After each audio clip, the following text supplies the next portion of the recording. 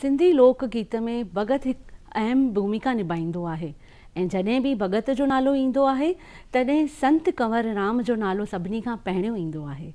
ऐं असांजे कवि मास्टर रांझन हुननि ते हिकु इहा कविता लिखी आहे जेकी मां हाणे पेश करे रही आहियां। कंवर राम तूं जीअ जा जियारा, कंवर राम तूं जीअ जा जियारा, ओ पीली पगड़ीअ वारा सचा संत प्रभुअ जा प्यारा। तुंहिंजी सुहिणी सूरत न्यारी, तुंहिंजे नाव का हर को बलिहारी।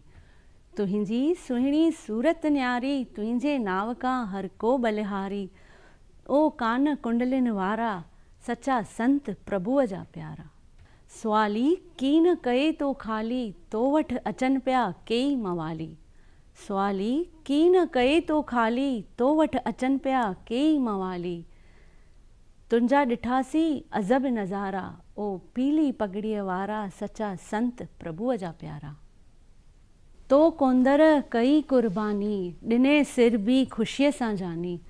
तो कोंदर कई कुर्बानी, ॾिने सिर बि ख़ुशीअ सां जानी। अमर आहीं तूं सिंध जा सुहारा, रांझन जी अखियुनि जा तारा।